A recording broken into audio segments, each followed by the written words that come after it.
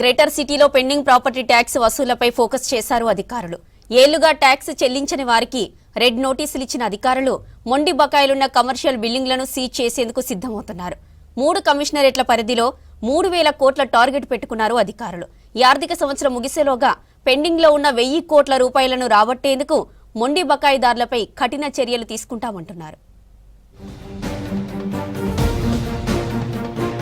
Greater పరిధిలో ఆస్తి పన్ను బకాయిల వసూళ్లపై అధికారులు దూకుడు పెంచారు.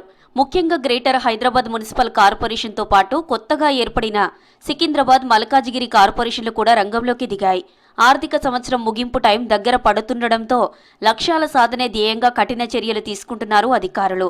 అనేక ఏళ్లుగా పన్నులు చెల్లించని మొండి బకాయిదారులపై కొరడా జులిపించేందుకు యంత్రాంగం సిద్ధమైంది.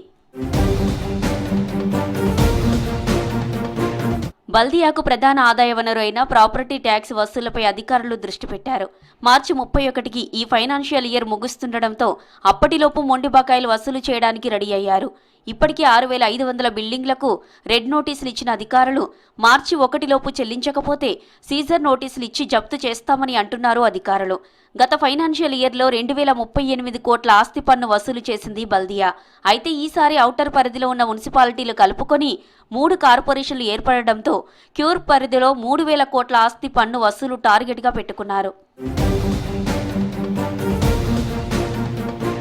గ్రేటర్ విభజన అనంతరం టార్గెట్లను కూడా అధికారులు పంచుకున్నారు. ట్రై కార్పొరేషన్ల పరిధిలో మొత్తం 23 లక్షల ఆస్తులున్నాయి.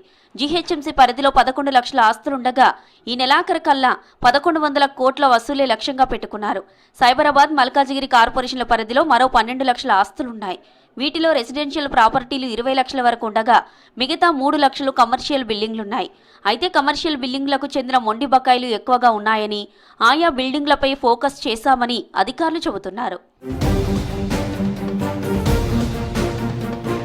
ఇక ఇదిలా ఉంటే మొండి బకాయిలపై విధిస్తున్న వడ్డీపై 90% మాఫీ కల్పిస్తూ సర్కార్ వన్ టైం సెటిల్మెంట్ పథకాన్ని అమలు చేస్తుంది.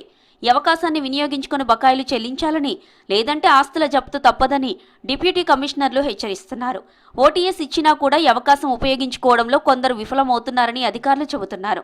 నెలాఖరు వరకు బిల్డింగ్లకు రెడ్ నోటీసులు ఇచ్చి మార్చి 1 నుంచి సీజర్ ప్రక్రియ ప్రారంభిస్తామంటున్నారు.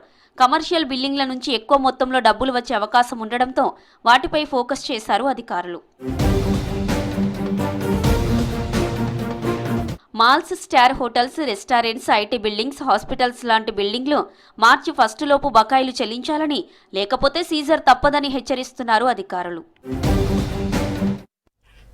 వికారాబాద్ జిల్లా పరిగిలో రోడ్డు నిర్మాణ పనులతో ఇంటర్ విద్యార్థులు ఇబ్బందులు పడ్డారు. తుంకులగడ్డ దగ్గర బ్రిడ్జి నిర్మాణ పనుల కోసం రోడ్డును తవ్వారు. దీంతో ఇంటర్ పరీక్షలు రాసేందుకు వెళ్లే విద్యార్థులు అవస్థలు పడ్డారు. రోడ్డుకు అవతల బైక్లు వదిలి టైం మించిపోతుందని పరీక్ష సెంటర్కు పరుగులు పెట్టారు. రోడ్డు తవ్వకంపై అధికారులు కనీస సమాచారం ఇవ్వలేదంటూ మండిపడుతున్నారు విద్యార్థులు, వారి తల్లిదండ్రులు.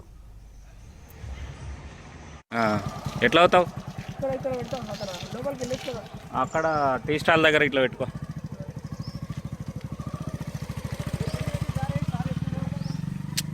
వర్క్ నడిస్తే మళ్ళీ ఇబ్బంది అవుతుంది.